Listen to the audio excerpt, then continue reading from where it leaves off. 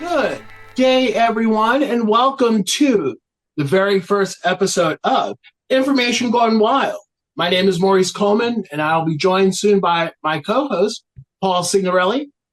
Today, on our very first episode, we are so glad to have our David Lankes, who is the Virginia and Charles Bowden Professor of Librarianship at the iSchool at the University of Texas at Austin. He has authored, co-authored, or edited 20 books, written over 40 book chapters and journal articles, and numerous pieces for the professional audience. In fact, one of those things will be our jumping off point today. David, welcome to the show. Glad to be here. Thanks so much for having me. So as our very first question for Information Gone Wild, it is one of our standing questions. What brings David happiness? What brings David happiness? First and foremost is my family. I have an amazing wife who keeps me on track. I have two smart boys who are clearly more deadly and interesting than I am, but luckily I'm an empty nester, so I don't have to compete with them daily. And I have a dog that I get to throw a ball and play fetch for hours with. So that gives me my sort of pure joy. Okay.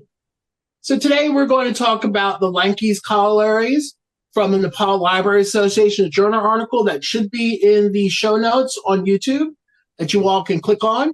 It is a riff and expansion of, I'm going to say it wrong, Ranganathan, yep. Ranganathan's 5 Laws of Librarianship. I'm going to read the 5 laws and then the 5 corollaries that David came up with to support, enhance, extend the laws. And we're going to do a little bit of discussion around. The first law is books are for use. The second law, every person has his or her book. The third, every book has a reader. The fourth is save the time of the reader. And the fifth is a library is a growing organism. Now, David, riffing on these, the corollaries, number 1, the mission of librarians is to improve society through facilitating knowledge creation in their communities. Number 2, to be a librarian is to be a radical positive change agent within your community. Number 3, a room full of books is a closet. But an empty room with a librarian serving their community is a library. Number 4, bad libraries build collections. Good libraries build services. Great libraries build communities. And number 5, a library should be a safe place to explore dangerous ideas. What led you to rethink, reimagine these corollaries, David? Well, Ranganathan's laws are well known in the profession, and we teach them, and they're really incredible. And as I said in the article, many people have tried to change them, alter them, move them, slide them, etc. And I didn't think it was necessary. I mean, even he was writing these in 1931, and so when he talks about things like books are for use and every book its reader, I like to interpret that very broadly to be things like services and resources, etc. So one, I didn't feel I needed to rewrite those laws. The second one is that, or where the corollaries come from, is just basically it's a summation of my career. These are different points and arguments that I've developed over the years in working and studying different libraries and put them together, because while Ranganathan talks about sort of what we do, he doesn't necessarily talk about the role of the librarian. Or when he talks about the library as a growing organism, he doesn't necessarily, that law alone doesn't really talk about how things grow and what's the process and with whom do we discuss this and how we connect.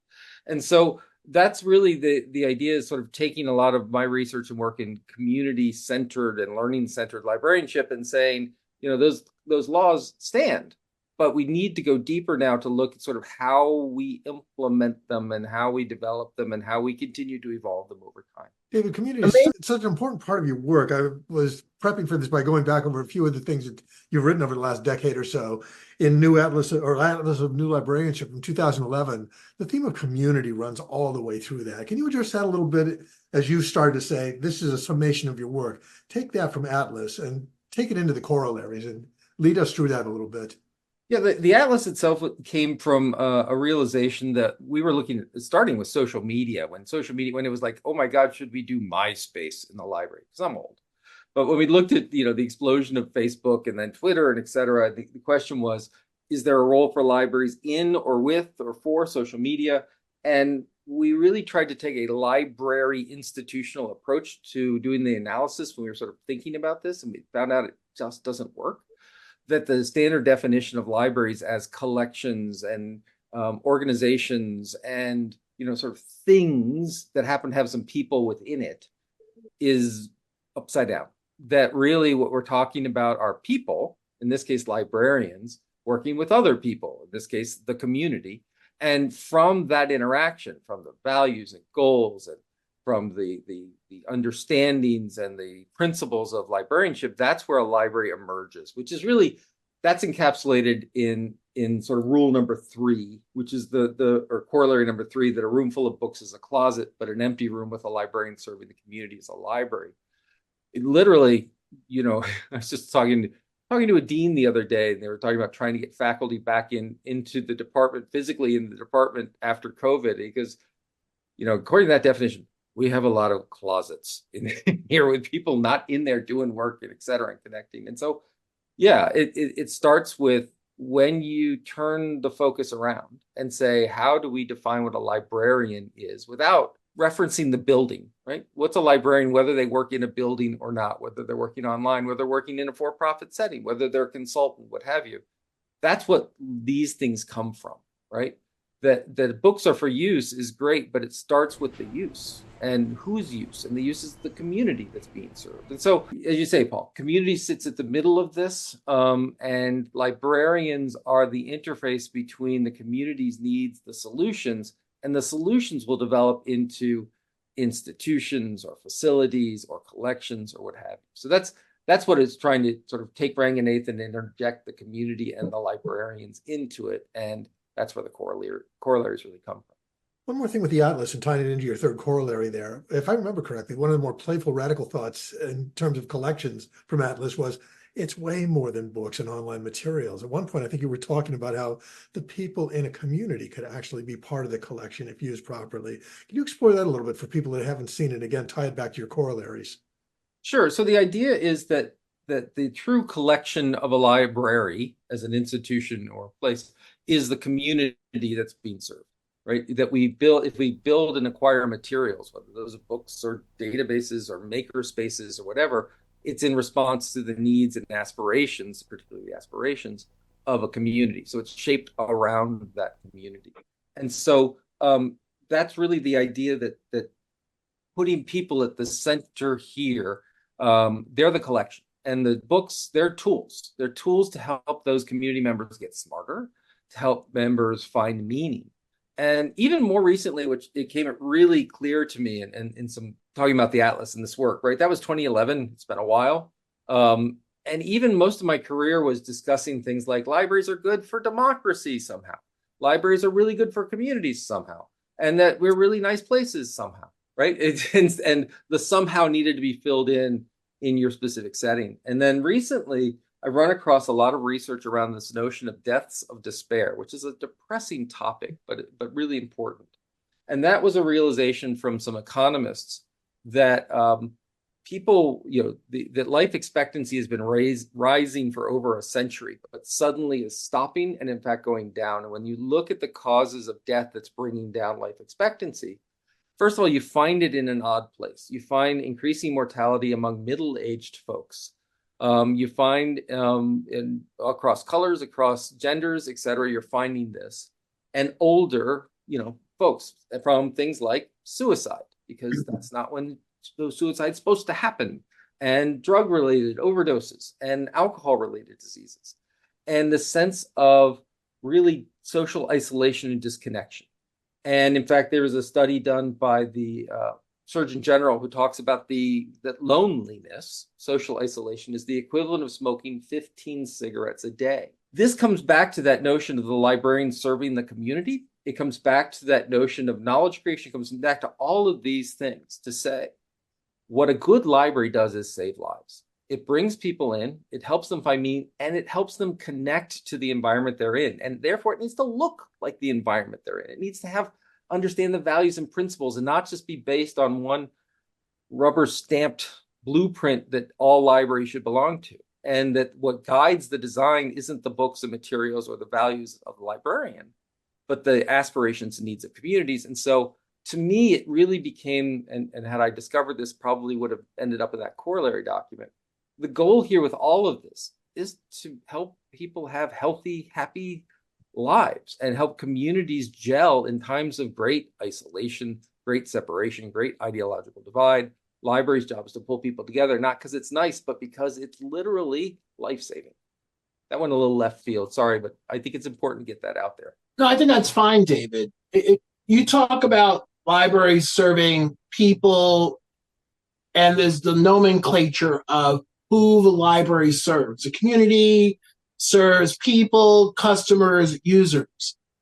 You've talked about this, but I want people on this podcast to understand why you're very, very, very, very specific about your language, and why you are so specific about your language about the people who use the library in whatever shape it takes. Yeah, so first I have to give a big shout out to Joan Fry Williams, who I credit, but honestly stole this idea from, where she was in a library doing strategic planning. They were in the physical library, and they got to the point of writing the report where they said, well, what do we call them?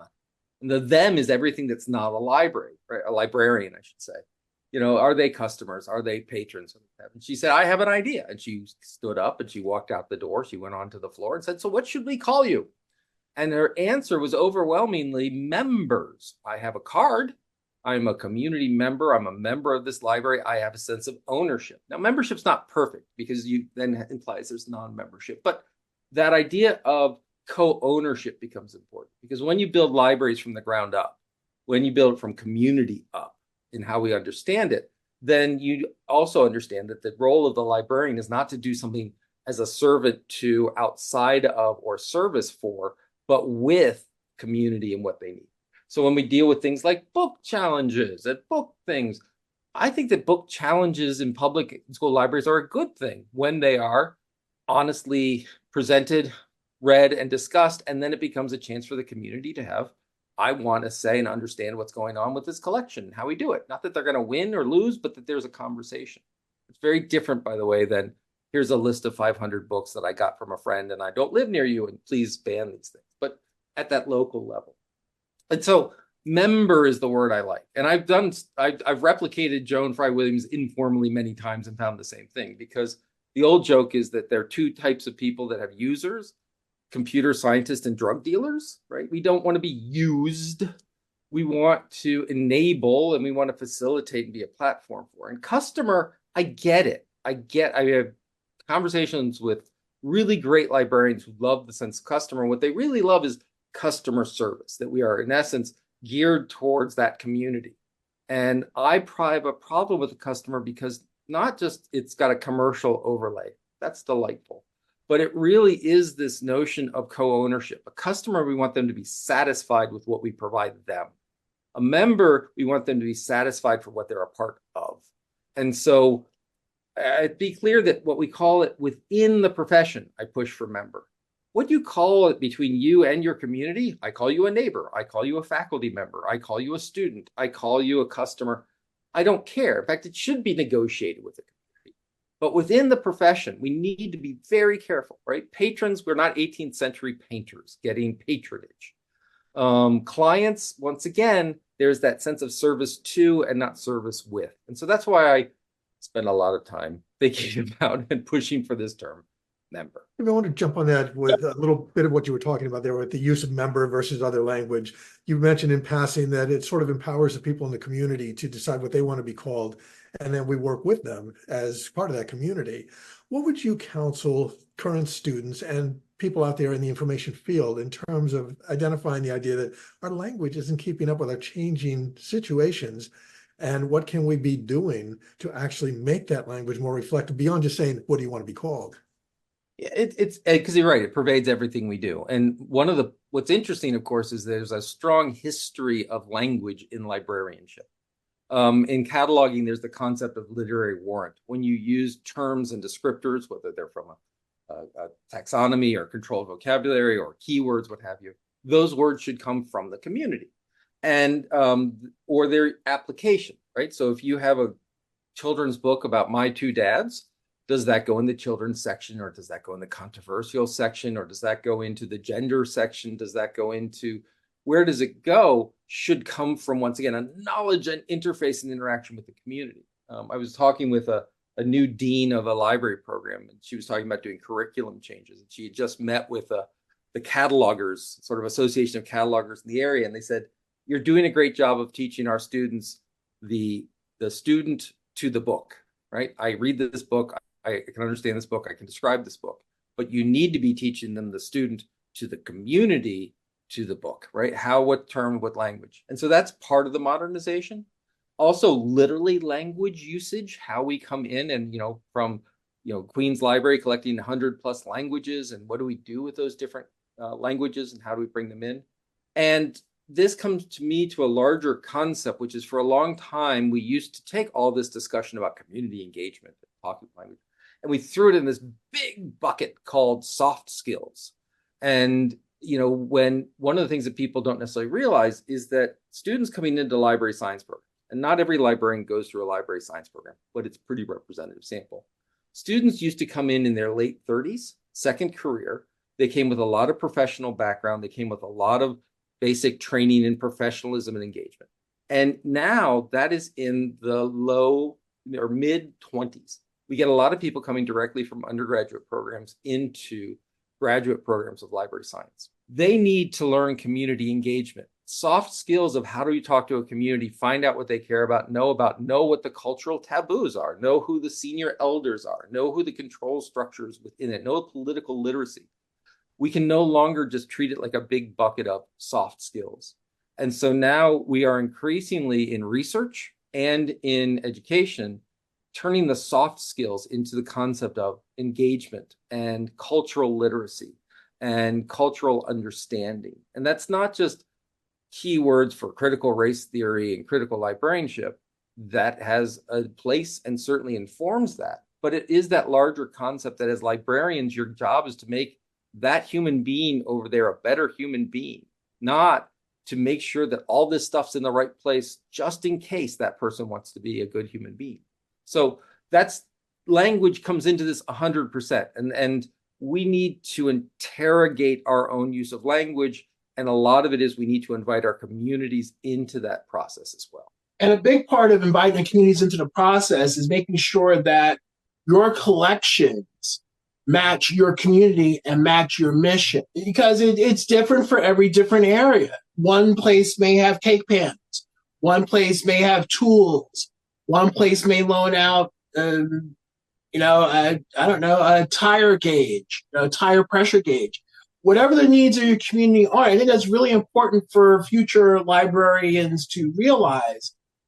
Your communities are always unique. No matter what, they're always unique. They can look the same, even cookie cutter developments. You put the people in there, they're all different. So really making sure that when you go to your first job, your second job, your third job, get to know your community.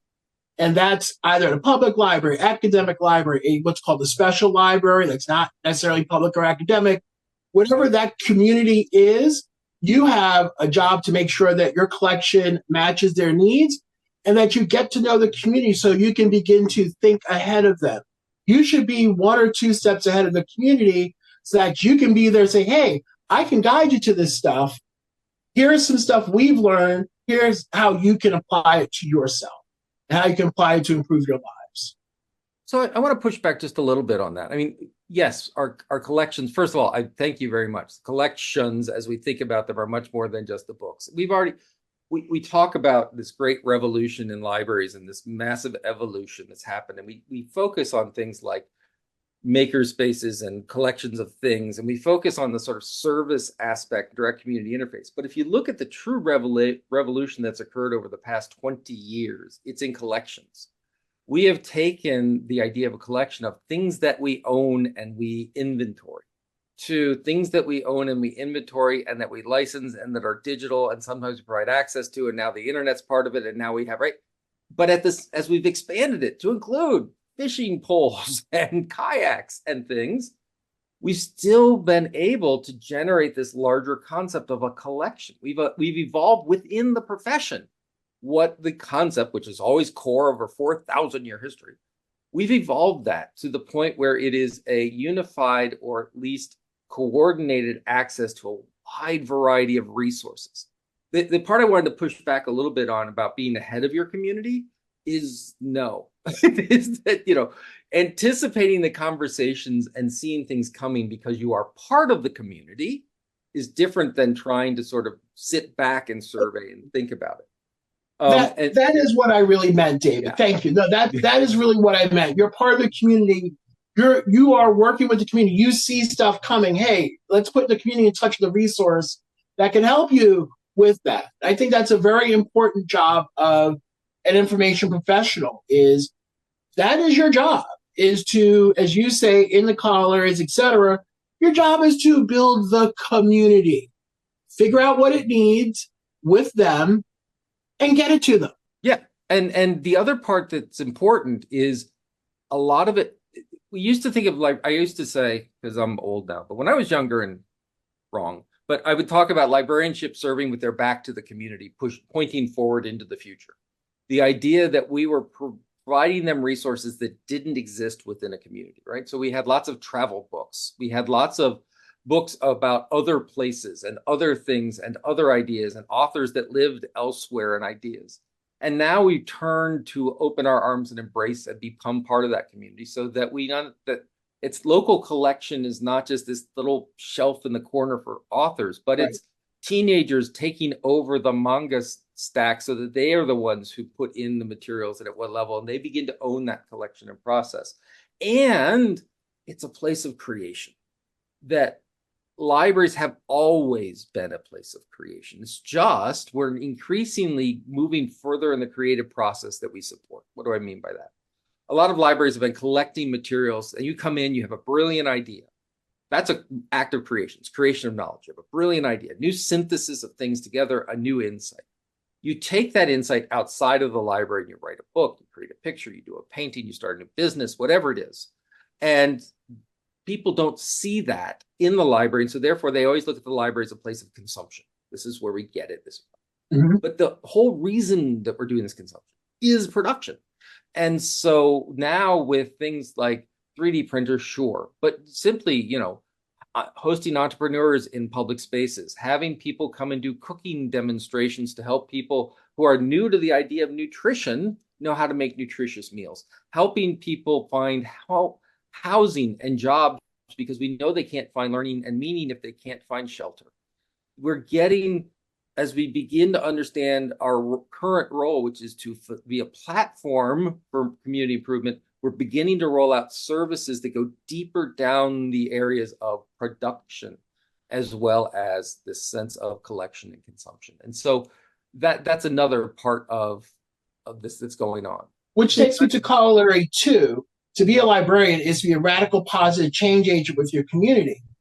And I thought of that as there's the act of doing things, there's the action of doing things, and then there's the activism, all with the word act in them, because librarians act and do things.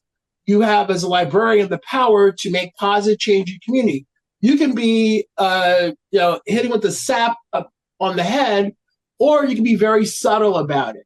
Here's this thing, I'm supporting you. I don't have to make a big peacock about it and wave all the flags. I can just do it and have it here for you. If you're here, I'm here to support you. And you can have different levels of the act, the action, and the activism as a librarian. And sometimes you have to know which one of those things you need to pull out of your toolbox and when. And that's part of the soft skills you talked about, David, is when do I do this? When do I, have to steamroll and get involved with my friends who I've already made politically? By the way, every single person who's in library school, the first job, second job, third job, fourth job, 10th job, make sure you learn as you move up the ladder. Make sure you know who your local politicians are. Be friends with your local politicians. Be friends with your local police department, sheriff's offices, etc. You want these people on your side when there isn't an issue. Before there's an issue, get them on your side. Be friends with them before you have some stuff go down. And that way they're there. They know you're not just using them. So that's just a little tip. So the action and activism. You can also affect change very subtly. Go to the person. Hey, you want to talk to the mayor about something? You have these book challenges coming up. Talk to the mayor. What's going on? Do you know these folks? tell me what's really going on. I'm not sure these people are really part of the community. Is this really a community standard thing? Or is this some larger scale thing? I don't know. Help me with this. Help me through the process. Yes, and once again, that can be a school principal and teachers. If you're in that context, it can be the provost, it can be the faculty, right? It's true anywhere you're going. They're all communities. That's part of, Ranganathan was talking about public libraries, but he did a lot of work in academic libraries, and the rules aren't written for in a public library, thou shalt. And a lot of my work is to try and break down what I consider artificial distinctions. New York Public Library has much more in common with a R1 research university like the University of Texas than it does with Jarrell Community Public Library. Likewise, Austin Community College has a lot more in common with Jarrell than it does otherwise. And so I wanted to be really clear that when I say the word community, that can be a community of scholars, it can be a community of doctors, a community of lawyers, can be a community that is two things define a community. One, a known common variable. We're all working here. We all live here. We all study here. We all do business here. And a system to distribute scarce resources, which can be time, can be money, can be real estate, can be tax dollars, can be tuition dollars, what have you. And that means that's going to imply governance and et cetera. And so, yeah, the mission of a librarian to improve society, whether you're doing that in an academic library or a government library or a medical library, do it. Yeah. And the word radical, and sorry, Paul, the word radical, I just want to get it out. That has multiple meanings, and I like them all. First of all, Maurice, yes, I love the three that you talked about, 100%. But radical is, in biology, radical means the root or core of it, right? If you transplant a plant, you have to make sure the radical goes with it or it's going to die. And yes, it means radical as in very divergent, but it also means radical, there are all these terms. It also means like cool. And the notion behind a radical positive change agent is, once again, love how you put it, knowing when of those you're going to use it. And this was originally developed because librarians would talk about changes they wanted to bring about in a community and often be extremely resistant to change within their own organization. And if we want and expect change within the communities that we serve, then we need to model and be aware of that. Sorry, Paul, I didn't mean to cut you off. Oh, that's all right. It's all part of the same thing here. Maurice, among the words he used, was talking about activism there. As you both know, I've been involved with the California Library Association over the last few years doing work on helping librarians get a better sense of themselves as activists. I just want to get that right out. As you talk about radical positive change agents, we are talking activists. The more I work with my peers here in California, the more I realize to do what we do in libraries is to be an advocate, if not an activist. And I was wondering what you could suggest in terms of that second corollary of yours to people. A, how should they be viewing themselves as advocates and activists? And B, what would you suggest that they do to be better at it? So a lot of internal conversation within the library field is how do we do activism on behalf of ourselves? How do we create, and Maurice had a great layout of different ways of how do we build these partnerships, relationships before they become an issue. So that's part of it. But also, how do we work as a force that helps the community advocate on their own behalf? And so, how do we take a group that comes into the library to pretty much work around a broken system, right? I'm in the library because I need more tax documents because I called up IRS and they never picked up the phone and I need this, right? And we go, okay, here's this service and we'll do this. A great example of this was a student of mine, now a great librarian, and she was working as an adult services librarian. She was working the desk. And one of the things she did was she helped people, low-skilled laborers. They came in people that they didn't have necessarily computing skills, etc. And she helped them apply for jobs. So for example, they wanted to work at UPS because there was a shipping center. And they want to work as a janitor. And in order to apply to be a janitor at UPS, you had to do an online form to make the application. And not only do you have to know enough to do an online form, they actually track how fast you do it. They track all this other information. Yeah, it's crazy. And so what she would do is she would help them fill out the form. And then when they left, she'd pick up the phone. She'd call HR at UPS and said, that's another person who came in who just wants to be a janitor and you forced them to go through the system. Can we do better? And how can we help people come up with these discussions? One of the things I've been really heartened about when I look at challenging books is the best advocates for freedom of expression and freedom of access and all these things are kids that get up and say things like, history does not look kindly upon people who ban books. Why are you restricting to what we get to know? We know this is right. And the librarians, the reason the kids do that is because the librarians have built up a really strong relationship and demonstrated those values. And so the kids want to get up and advocate on their behalf and the behalf of the kids, what we need, what we understand. And so that activism isn't just about let's make sure librarians are important, but how can we make sure that our communities can come together and advocate on their behalf for issues that are facing them. Yeah, my favorite story of that was actually students at Harvard School of Education, these graduate students, they came to the director of the library at the time, John Collins, who was fantastic and was a radical in the 60s. And they said, you're closing too long. You need to be open later. To which John said, you could just not leave. You could call your friends and they could just not leave. You could, around that time, have a seat in the lobby and say to people, he's like these kinds of things, right? I had an academic librarian who worked with student athletes, and the student athletes were having a given issue, or the library was having a given issue, and she went to her student athletes and said, I want to blog about this, but they won't let me. And she goes, would you consider blogging about this? And so suddenly student athletes were bringing up that, right? It's our goal is yes, to have people find the love of reading and to find some escape, but ultimately it's to help people make the world better. And even if better is I have some personal health and personal time and escape, but it's in that larger context that the goal wasn't escape. The goal was a healthier world to be part of. Right. You need an escape in order to recharge your battery so you can do better things. So down to corollary number 5, a library should be a safe space to explore dangerous ideas, which you sort of touched on, because book challenges are part of the challenging and dangerous ideas that people are exposed to. One of your writings, it really isn't the first time that libraries have had issues with this, with different challenges of access to information. Shall we say, I don't know, in the 1950s and 60s, perhaps, there were challenges to libraries serving all of the public, or almost anywhere. If you're in a different caste, you have access to libraries. Libraries back, or the early version of libraries in the United States in the turn of the century, you had to be a patron. You had to pay to use them. The idea of a public library was radical. Oh my God, people could just walk in and borrow stuff?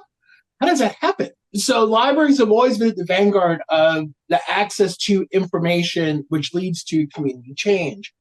What are some other ways that new librarians, old librarians, middling librarians can really help their communities to become better places? What are some ways they can change their minds, or some things they can do to facilitate that? Yeah, when I first used this, I would say that libraries are safe places to explore dangerous idea. And I had very smart people come up to me and say, oh, isn't that a delightful fiction? That it's kind of like when we talk about the old concept of librarians being objective or unbiased, right? It's a very passive idea. If you think about it, the idea that, for example, librarians are unbiased,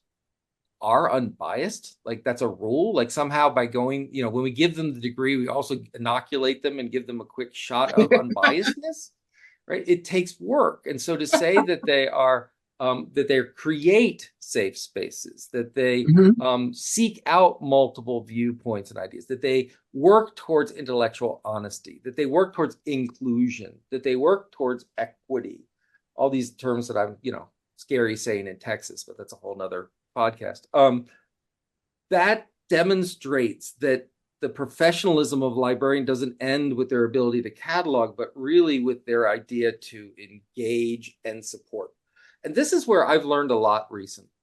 The book challenges. So I'm hoping someday that someone listens to this podcast in 6 months and goes, what's he talking about? But it's not going to happen. I say that right now, here's my grand declaration at February 2024 on Leap Day, that we are at the end of the beginning of the book ban. Big brouhaha. It's still going to go on. It's still a fight. but it's changed. It's changed from shock and awe, where librarians had no idea that they could be seen in a negative light, much less be demonstrated. We were invited into a bad narrative. That is that it's all about parents' rights, right? And it's a bad narrative because, first of all, it's not a nuanced one, and we wanted to bring nuanced arguments, right? Parents should be able to pick what their kids can read, which our response was, you're right, you can. It's in our policy. What's the big deal? You just can't do it for everyone else. To which the response is, so pornography is okay for everyone else? It's built to trip you up. We're now to the point where we're better at this, right? So for example, the head of the Virginia Library Association showing up at board meetings with bills that said, okay, you did these challenges. Each challenge took this much time of these people with this percentage of hours, blah, blah. Here's a $50,000 bill for what you challenged the other day. And by the way, you didn't read the book. And that's what's really interesting is the other part of that end is we've moved from the shock and awe phase of trying to confront people individually and trying to go to political leaders to a political arena where we saw legislation passed. And that put us into a judicial arena where we're finding out that guardrails actually, like the First Amendment, can be helpful. Even in the state of Florida that passed laws about helping people challenge books, making it, in fact, desirable in school libraries for people to challenge books. The Republicans are putting forth a bill to limit the amount of challenges you can do. For example, you cannot challenge a book in a library if you do have a child in the district. If you challenge more than 5 books, you begin to pay a fee for those challenges, right? People are realizing that, this is why I say it's not going away, but it's becoming more real. And one of the things, back to your earlier comment about collections and whether they're safe collections or not safe collections, I've really come to know and respect the ALA Bill of Rights. I'll be honest, for a long time, I didn't pay much attention to it. But since the book banning, I spent a lot of time realizing that since 1938, I believe was the first draft of them. What other profession comes together on a regular basis that deals with information dissemination and controversial ideas every single day and discusses how we do this? And part of the ethic that's built in to these Bill of Rights is it's not simply don't ban books. It doesn't say that. What it says is you don't ban books because of specific political disagreement, or if those books are of current value and help educate the community to the issue being brought up, right? So thereby, if you challenge a book like genderqueer, that's going to raise questions like, well, what's in the book and why is that a big deal? Why, right? It raises questions. And as a good librarian who's part of a community, you now have a community with a set of questions, which means you need to keep that book so that people can make an informed decision, right? It's a lovely catch-22, but that's the goal of it. That's the whole idea, which is we're not restricting ideas. And by challenging ideas, by declaring that some ideas are dangerous, we as librarians, not because they're dangerous, not because we're just reactionary, not because it's just like, no, we believe everything should be here all the time. It's okay. You've made it. You've asked our community to make a determination of what knowledge is available to whom, which is fundamental to a democracy, which is fundamental to being human. Therefore, our concepts of information freedom and information access preserve the right of the community to engage in that challenge. And so the outcome may not be the book stays there, or a book may move. The outcome's almost irrelevant. It's the processes, which is why we have those collections and those books. Now, those can be dangerous things, but it's a community's role to determine what dangerous is. And the librarians are part of that community. And the librarians are given special stewardship, either through accreditation or a certification or a charter or what have you, to help the community make that decision of danger, to which we've built this whole mechanism like the Bill of Rights, like ideas around intellectual property that build on the nation's larger concept of that, like the First Amendment and like equal access to things. So, it's a pithy statement, should provide safe, but really it comes fundamentally to society's process by which we determine what knowledge gets passed on to another generation, what knowledge is debatable, what knowledge is accessible. And librarians come down not just because they want everything, but they come down on the idea of intellectual honesty, the idea of rationalism, and the idea that if you're going to make that challenge, we need a process and a mechanism and an institution and professionals who can help us engage that question that you've raised. And just a point of order, David, the person you're referring to is Lisa Vargas, who's head of Virginia Library Association, and who's also the 2024 Library Journal Librarian of the Year. So folks who are watching this, head over to Library Journal and you can find out way more information about Lisa Vargas. She's fantastic. Thank you. Thank you for that. Everything you just said takes us to an elemental or a fundamental question about the state of libraries and the state of their position in society these days. When you really think about it, and you look at the history of librarianship and you look at what it's been involved in at the civic level, it comes down to the realization that where most people see them as information providers or entertainment providers, they really are embedded in the very essence of civic development. I've been reading the book by Adrian Johns recently, The Science of Reading. I was fascinated to see how much of the science of reading over about 100 years involved interplay between librarians, libraries, and schools and politicians. Can you address for our listeners the fundamental role of the library as a player in civic development and how we can work with that at a time when we have trouble even defining what the common good is and what civic development is? Thank you for that softball question. Yeah, I was trying to make it easy for you because we've been here a while and I just didn't want things to get too boring. I appreciate that. There's an American answer to that, and there's an international answer to that. There's a nation by nation and frankly city by city answer to that. But I really like, and once again, because Maurice had brought it up early, the United States built its public library system as part of a push towards expanded liberal democracy. And I want to be really clear for those who don't.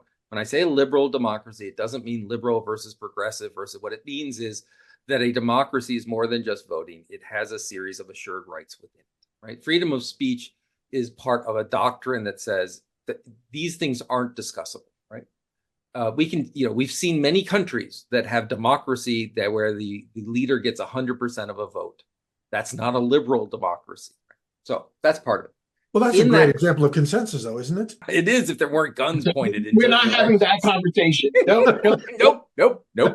But so, for example, the advent of public schools was a creation of childhood. And people often look at me like I'm crazy. But during the idea of child labor, before the movement against child labor, there was no such thing. I mean, childhood was just when are you old enough to hold the spanner and where are you old enough to work in the mill?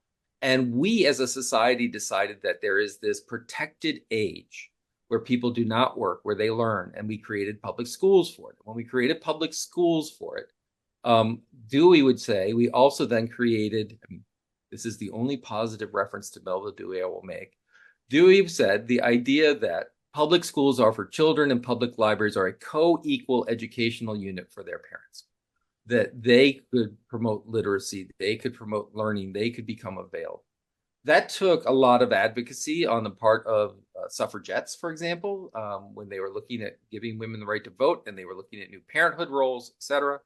And we've seen this continuous push about how we work in society. The first public library that many people talk about is Benjamin Franklin started one in Philadelphia, but he didn't.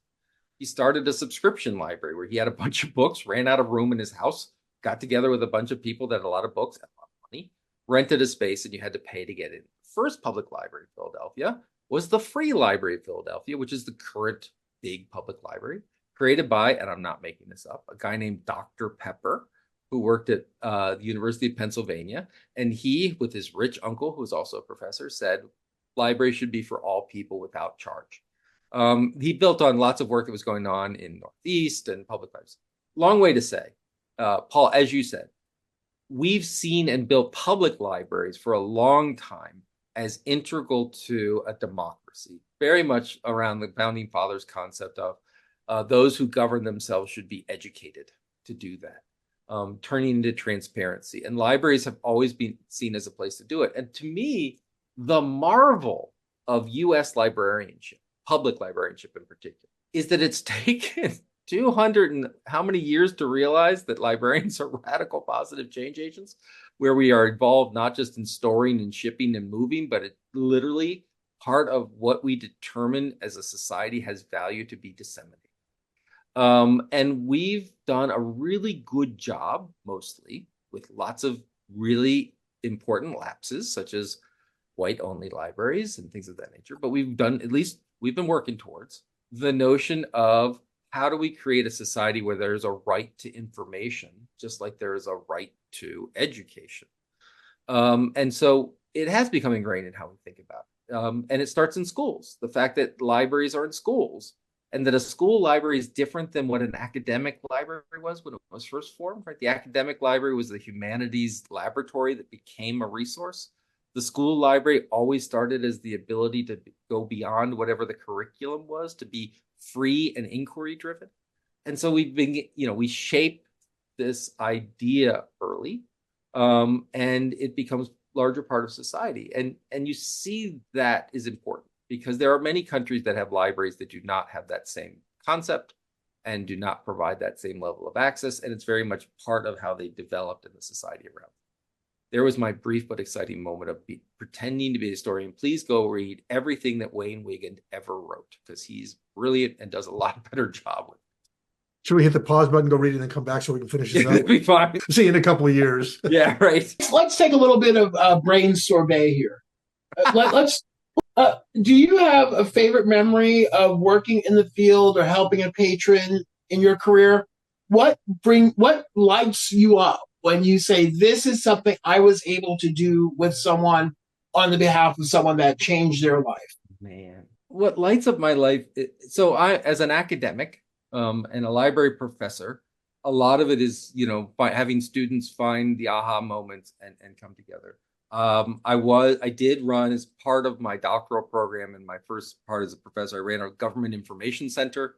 We ran a very large Q&A service called Ask Eric with a couple of 100,000 people and first websites and all that kind of stuff. But so when I think of memories about when things made a difference, one of the moments was in San Antonio, Texas, before I was here as a professor, early 2000s. We were hosting a series of conferences called the Virtual Reference Desk Conference, where we were trying to figure out how people could actually answer reference questions online, which today seems silly, but at the time took a lot of convincing.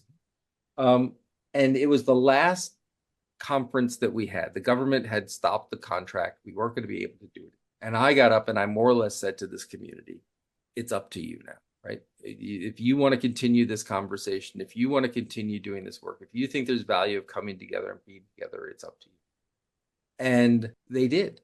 They started other sub-conferences. They kept conversations going. There was a big listserv that people would talk about it. And that idea to sit back and know, not that you did, but that you were part of, and that you helped build that kind of community, those moments stick out at me. When I see the profession take on new concepts and do well with them, when I hear the stories of these touching stories that other librarians do, and it's that's probably perverse that I get joy from other people's giving joy, but it's that notion of the stories that you hear.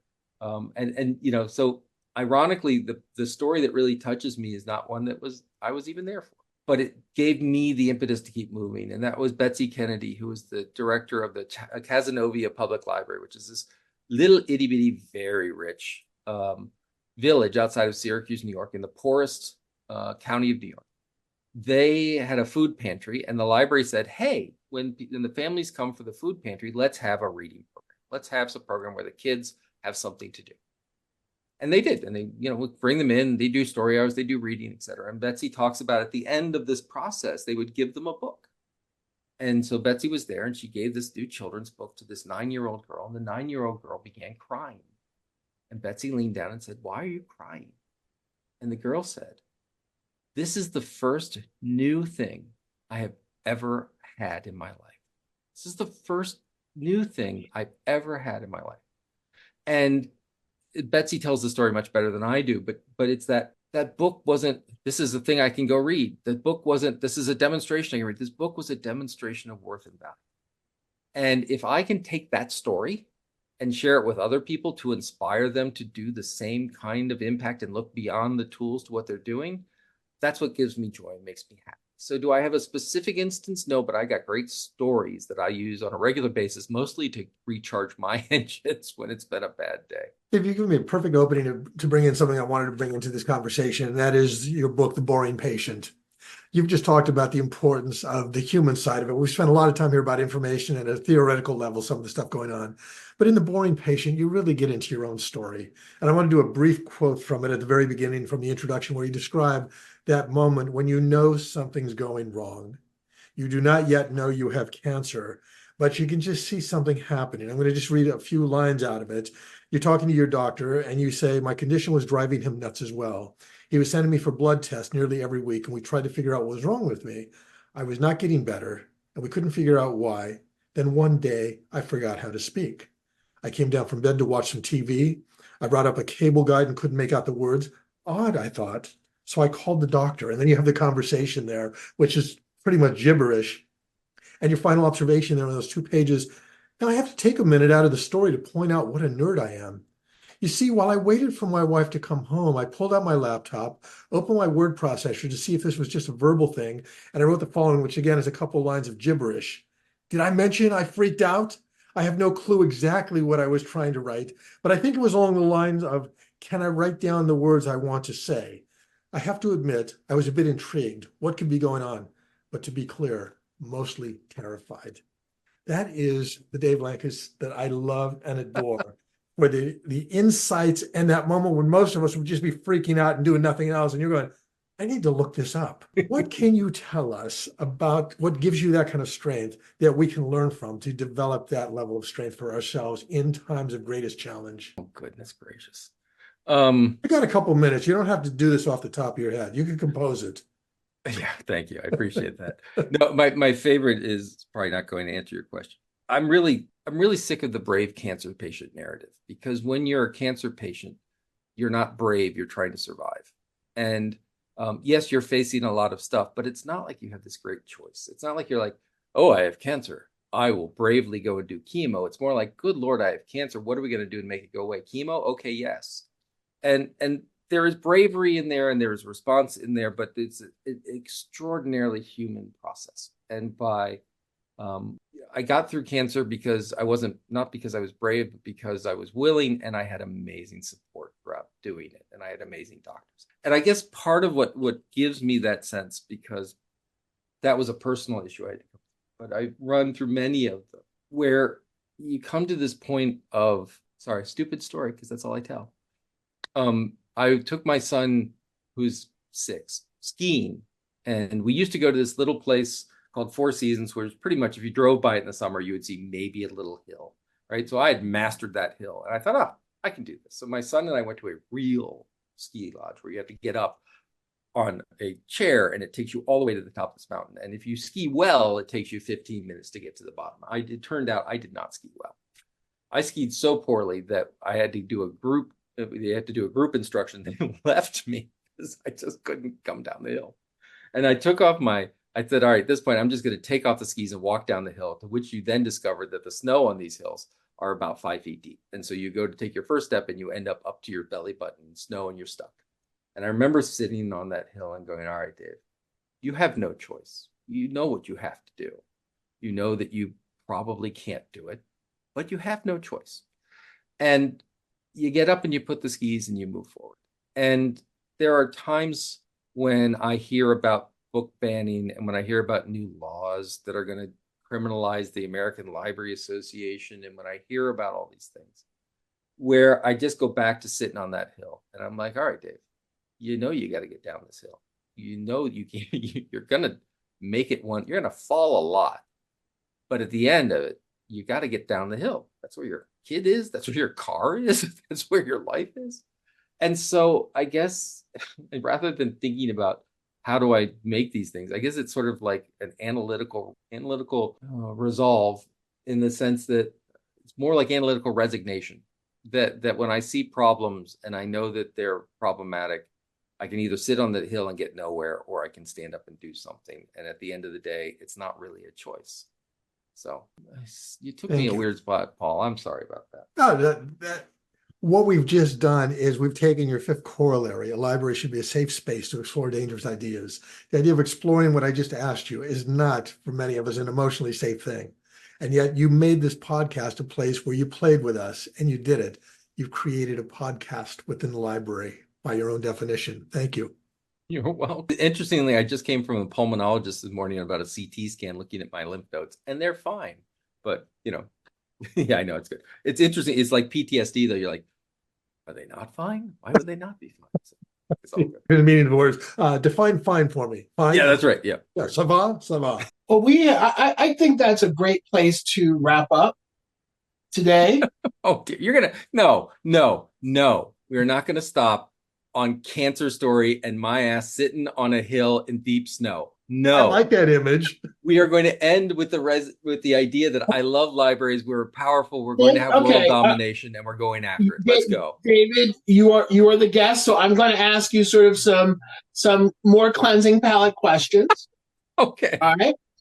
What is one of your favorite meals? One of my favorite meals is Cioppino. Every time my wife, who does not like seafood, goes out of town, I go to the store and buy lots of different seafood, throw it in a pot with tomatoes, and I just love my Cioppino. Next time she's out of town, call me. Yeah. And what do you do to maintain your own health and wellness? What do I do? I tinker. Someone once asked me what hobbies I have, and I'm like, I'm pathetic. I don't have hobbies. But the truth is I do. I like playing with technology. Like right now, I'm currently obsessed with AI-generated images and dealing a little bit with the ethical side of it, but really enjoying the production side of it. So I have a gig worth of images of owls surfing on Cadillacs at midnight, right? Just the ability to go play. And so right now it's AI is my current obsession. And before that it was WordPress. And back in the day, that's how we began building websites back in the day. So I'm a computer geek that likes to tinker. Okay. Is that a better way to end, David? Does that make you feel better? It does. It absolutely. Okay. Thank you very much for being such a gracious host. You're quite welcome, and thank you for being such a gracious guest. All right, David Lankes has been our guest on the very first episode of Information Gone Wild, Conversations with the Field.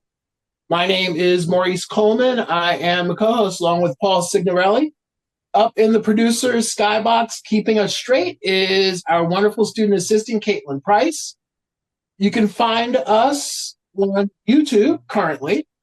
And this show has been a production of the San Jose State University School of Library and Information Science. Thanks to our benefactor, the head of the school, Anthony Chow, for giving us this time, this space, etc. In order to do this, thank you, David, for coming on. Thank you, everybody out there who's listening. We will see you next month with another episode of Information Gone Wild. Till then, take care. And in the comments, please let us know what you thought about the show today and if there's a guest or a subject you'd like to see us tackle in the future. Till then, have a great day. Bye-bye.